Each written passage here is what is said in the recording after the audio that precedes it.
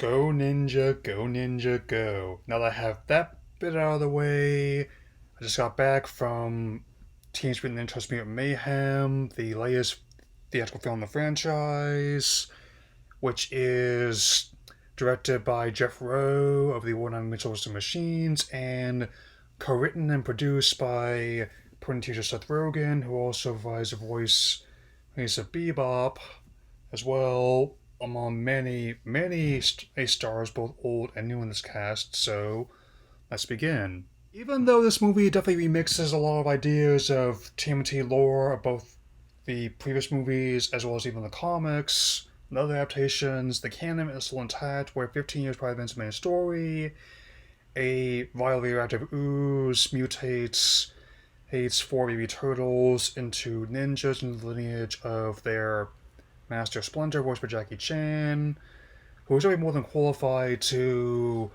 play an eccentric, though well-meaning, sense and circuit father figure who happens to be a giant rat as well. Yeah. And also, I like how they really in the turn teenage aspect where, of course, they don't always listen to their dad, Eddie figure. I mean, they end up going YouTubing on a roof, they end up catching a movie, getting into a mix-up with someone dressed as SpongeBob in Times Square, and yeah, and also befriending like aspiring reporter April O'Neil, voiced by Ayo Itibiri. And even though I'm unfamiliar with her acting, she seems like a nice lady, and I really like what they do with her. That having self-confidence issues of being on camera, as well as her being confident in her own abilities, lays in public speaking and appearance.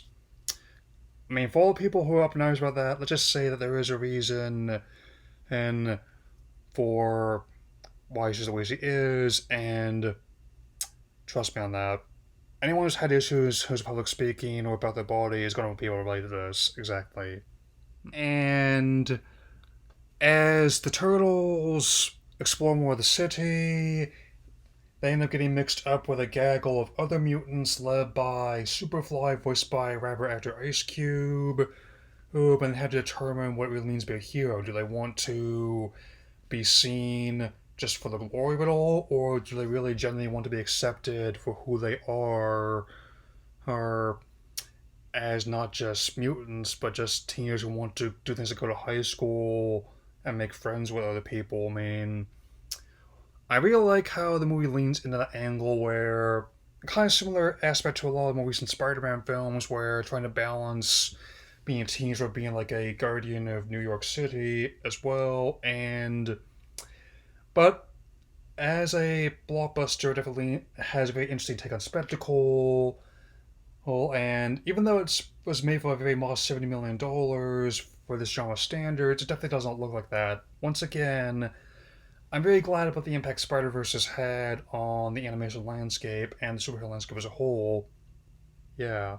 I mean, watching some behind the scenes material, which I think they managed to get out the door before the dual strike started, it definitely shows what they were going for. I mean, a lot of the things they did in their notebook and downtime when they were younger actually did make it into the movie's visual presentation, where everything from like the cars to like the Pizza Hut boxes to even something simple like stoplights have actually embraced the imperfections they have rather than trying to get away from them. It's distinctly different from what you'll be seeing from Disney, Pixar, and DreamWorks. I really like it for that. I mean, even those companies are forced to adapt in a way, which definitely I'll be getting into my coming attractions. Granted, not without their growing pains, but I can a lot of people have been saying this is the best Turtles film in years. I definitely can stand by that. I mean, and even with someone who has immense love for the first two movies, the early 90s, he has appreciation for the '07 movie. There was the last theatrical release Amy one did, like the Rise movie last year on Netflix, really good. I definitely am very eager to see what they come up with in this proposed sequel and spin-off series on Paramount Plus. Should they become reality, which, given the numbers I'm seeing already, the question is less if and rather when. which will also be after the strike is over. Strikes, rather. Hmm. And of course, the music is definitely one of the best aspects. Apart from the Vanilla Ice song, which I reference also playing during like this fight in a parking garage, as I'm trying to recover April's bike. Like, there's also Tribal Quest, Blackstreet, ODB. I also especially like the score by Trent Reznor and Atticus Ross, who, on top of being in Nine Inch Nails, also worked David Fincher a lot, and now they're making movies, helping scoring movies that are like blockbusters. Granted, some of the track names definitely help push over the rating to a PG, even though I think some of the action and the family drama would have done it. But still, I enjoyed listening to it before I went to go see this. I definitely will be listening to it quite a bit more. And whether or not I get Paramount Plus working, soon, I definitely intend to get my spoiler review out after it does. There's definitely a no scenario in my head that I do not see this be doing gangbusters. Just and the only thing I'll say towards Blue Beetle before I get to my contracts is this: your move, Jaime.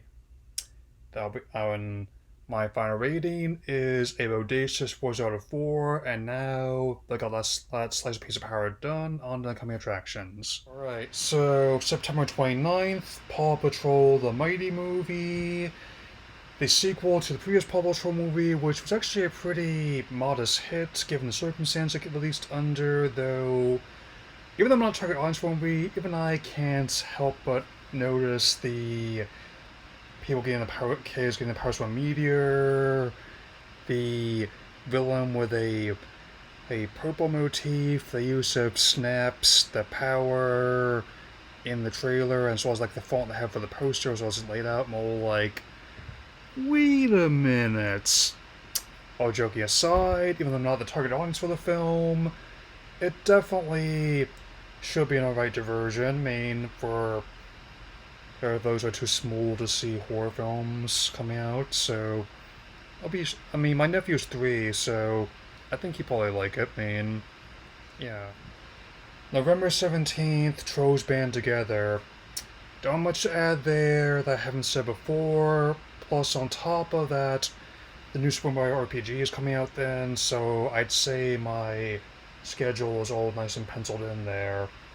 Yeah. Last but not least, Wonka, the prequel to both the original novel as well as the previous film adaptation, starring Timothy Chalamet title role, December 15th, so should be fun for Christmas time.